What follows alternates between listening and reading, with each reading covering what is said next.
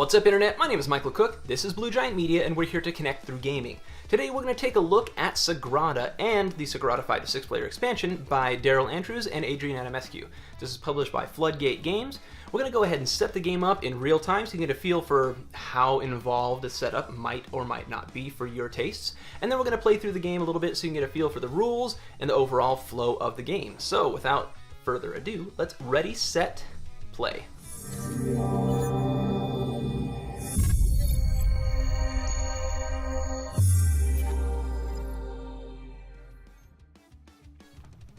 Alright, so Sagrada is a game of dice drafting and building a window, stained glass window, so that it can be the most beautiful one and hopefully be able to be entered into the Sagrada Familia, which is a famous church in, I believe, Spain. So I'm going to explain a couple different ways that the game can be set up while I set the game up for 2 players. It can either be set up with or without these little kind of drafting separate wheels. I forget what the rulebook calls them. Calls them private dice pool boards, which is not the most imaginative name. So what each player is going to do at the beginning of the game is they are going to choose a window that they're going to be building. The color here is strictly player color, doesn't really matter too much. So we'll go ahead and say these 2 over here. Then each player will be given an actual window, and they're going to choose which side they're going to work with. And you'll see at the bottom it has these dots here. That tells you kind of roughly the difficulty of it. Over here, this in the corner tells you it's from the expansion, so the little 2 is for. And the number that's on there, besides telling you difficulty, will also tell you how many of these little gems that you will get. So let's say each player is going to choose the more difficult side, which means they will get 6 of these gems each. At the end of the game, each of these gems that they have not spent is going to be worth 1 point each. So they're kind of being spotted 6 points. But the other thing that these are good for is they can be used to kind of use different tools to help them in their scoring, or not scoring, but help them in placing their dice inside their window. Use these. These are just going to be used for keeping track of score at the end of the game. And each player, well, first we'll go ahead and deal out some of these. So these are different tool cards. They do various different things. This one, for instance, says after drafting, you get to swap the drafted die with a die from the round track. This, I believe, is one of the ones that is not used. There are a couple of these tools that are not used when you're using the drafting pools because they're not as useful, or maybe they interact with things. So let's see. Looks like we will be taking out tools 7 and 8. So no, this one is still in play. This one right here says that you can move exactly 2 dice, obeying all placement restrictions. So that can be pretty convenient because there's going to be a puzzle going on here that you're trying to work through. So let's go ahead and just say that we're going to use these 3 tools. There will be 3 tools available. The rest will go back in the box. Then each player is going to be given 1 secret objective. These secret objectives from the base set, if you've got the base set, you're only going to have the different ones for the different colors. And that means at the end of the game, you will look at your dice that you have in your window of that color, and you'll get 1 point for each pip or each dot on that die. So, for instance, if you had red as your secret color, and you had a red right here that had a 4 on it, it would be worth 4 points to you at the end of the game because that's your secret color. Whereas if it was a 1 right here, you would only get 1 point. In the expansion, it adds these cards right here, which instead of giving you points for certain colors, it'll give you points for all the dice that are in those specific spots in your windows. So these will be shuffled up. Each player will be given 1 of the personal objectives, and then just like the tools, there will be 3 of these communal objectives available. Okay, we'll put those there, put that back.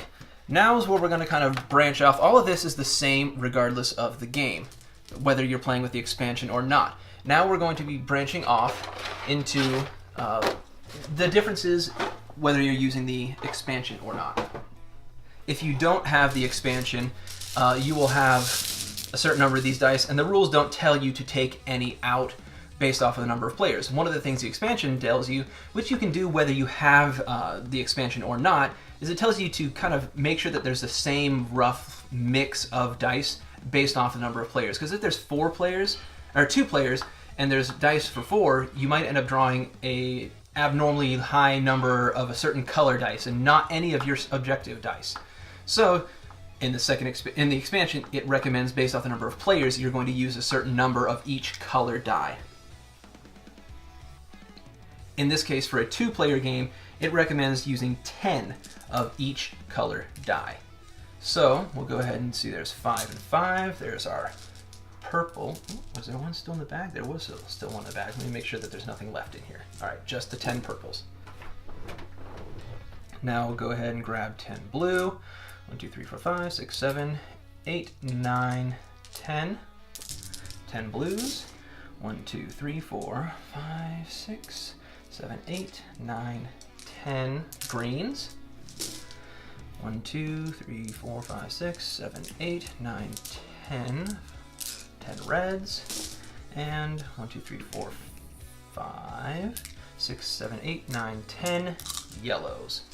The rest of these you can go ahead and put back into the box.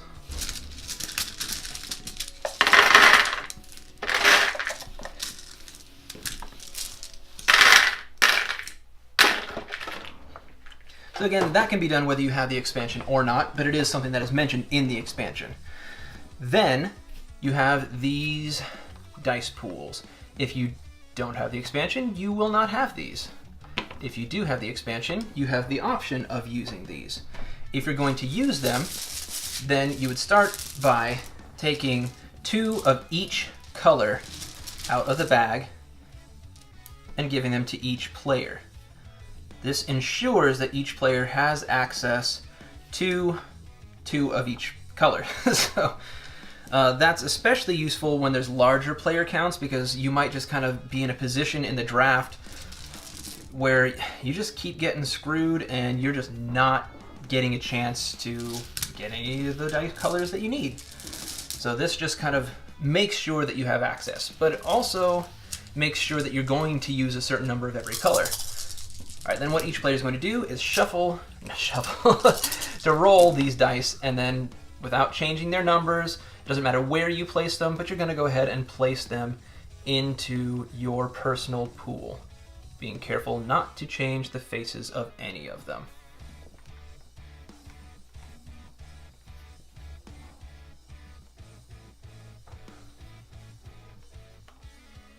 Okay. Now here's another spot where it's going to differ. If you have the base game, you won't have these. So what you'll end up doing is drawing 2 dice for each player and 1 more. Then what you will do is, based off of who the player is, the active player will be the one holding the bag. So they will roll the dice. They will get to choose 1 die. So now we're going to look at our secret color here. So we've got, maybe we'll want to take this 6 and put it right here, because you can see right here, when you're first placing your first die, it can go any spot around the outside. Once you place it, though, you're going to be building out directly from that spot and no other spot in the circle or frame. So, like, I can't put one here, and then later on, my very next die, I can't go here. I have to build out from this point. But let's just go ahead and say we're going to go ahead and put that. This blue means it has to be a blue die there. This 6 would mean it has to be a 6. The ones that are no background color or number, anything can go there. So we'll go ahead and say they choose that one.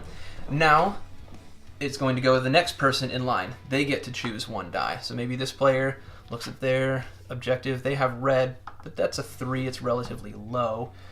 So we'll go ahead and start by taking this 5 right here. because 5s and 6s are good. Then, if there were more players, it would continue around to the last player.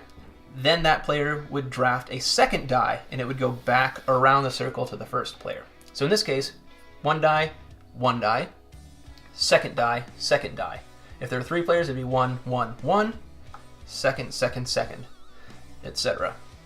So now this player would get to draft another. Now their next die that they place, as I mentioned, it has to go in a space immediately surrounding where I started. Here's where the tools can come into play. Maybe I decide I don't want to do that. I could put one of my gems onto this tool right here, because this tool says after drafting, place a die in a spot that is not adjacent to any other die. So that would allow me to break the rule and go somewhere completely different. I don't really want to do that because I don't want to waste that right now. So I'm going to go ahead and go right next to myself there. Then we'll come back over here. This player maybe decides that they want to go ahead. They've got a 6, which is going to help with this. Then they're going to want to work on some 1s and 2s, so they'll go ahead and put a 1 right there. A leftover die will go right here. Now let's go ahead and say that, well, we can go ahead and remove that. And we'll just go ahead and remove a yellow. Simulating that that's what happened the first round. Because then what happens if you're using the draft pools is instead of drawing 2 per player, you're going to draw 1 per player plus 1. And then starting with the active player, they will roll the dice, and then they are going to choose 1 die from here and 1 from their pool of their choice. So now I'm going to explain a little bit more about placement rules. If I, for instance, wanted to play this green die, right here looks really nice because it has to be a green die. So I could go ahead and place it here, right? No. And that's because in addition to the restrictions based off of the spot in the window, there's also a restriction that you cannot put 2 dice of the same number or same color immediately next to each other. Diagonally is fine, so it's not the problem that this is green. The problem is that it's a 3, and I can't put a 3 next to a 3. And when I build out from my window, I can play diagonally though. So I could go like that.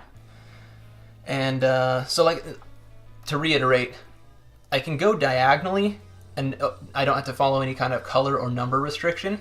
It's just when it's directly side by side or orthogonal that it matters. So I can go ahead and take that 1 die, and then let's see what else we might want to do. We're going to try and put different colors here. We know we're going to need to put a yellow there, so we want to have a purple and a blue in this row. We don't want to put a blue there, so we need to put a blue here. So maybe we decide to put one of our blues right there in hopes of putting a purple there later. Then this is going to go to the next player. They're going to choose 1 die and 1 die. So, for instance, like if I had happened to put this blue 6 here, I've set myself up from the very beginning of the game to where I cannot play a 6 there. So I'm guaranteed at the end of the game to have an empty hole right there from the very first turn of the game. And each empty space in your window at the end of the game not only costs you the opportunity to get points, but also is going to cost you 1 point for having an empty space. Alright, so now it's going to come over here. We want to have high numbers in those spots. 3s are not super high.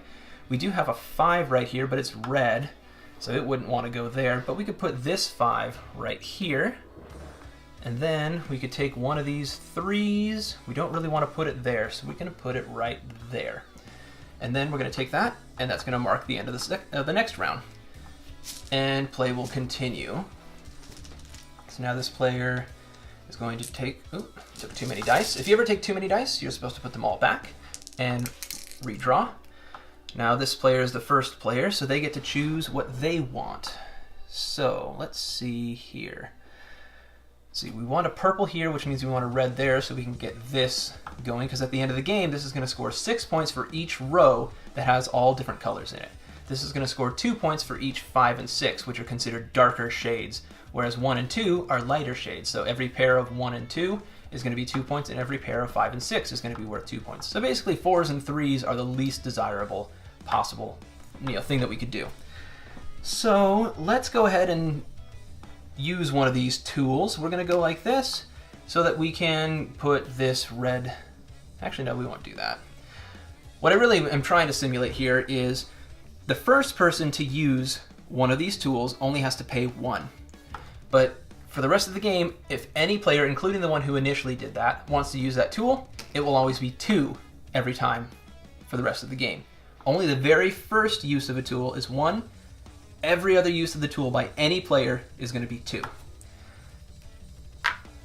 So let's see, we want to get, let's go ahead and put a 1 here because we don't care if it's a low or high number, and a 1 is good for this. Then we can't put a 2 there because that would mess us up pretty bad going forward. We don't want yellow, so we can go ahead and put a red there. Now we have made sure that we are going to get at least 1 row good to go with that. We'll come over here. This player is, let's see what they want to do. Well, we could go ahead and take this blue 5 and actually, no, not yet. We'll go ahead and put a 6 here and, oh no, we can't do that. Darn it. Because if we put a yellow 4 there, then we set ourselves up for trouble.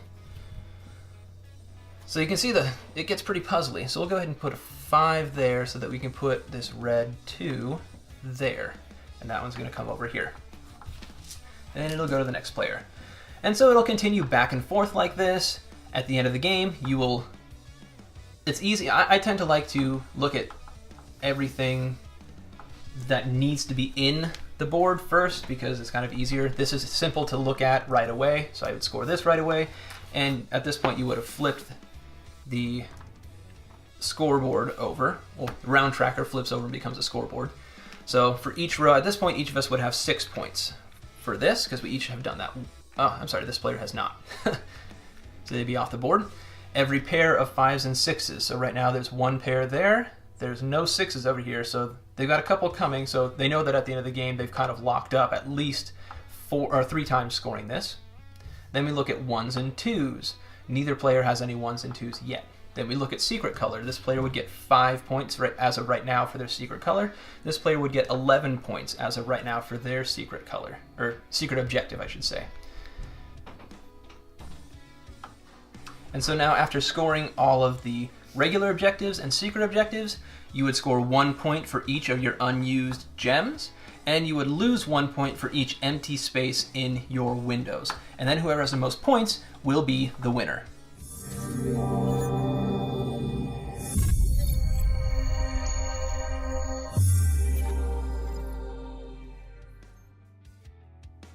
So that should give you a pretty good idea of how to set up and play through Sagrada and the Sagrada 5 to 6 player expansion. If you want to know more about Sagrada, please let me know in the comments section below if you have any questions, and you can also look in the description section where you can find a link to my unboxing and my overall thoughts on Sagrada and the 5 to 6 player expansion. And you can also find a link there to macronovagames.com where you can buy Sagrada and a whole bunch of other great games. Until next time, I want to thank you so much for watching. Please like, share, and subscribe if you like what you see, and have a wonderful day.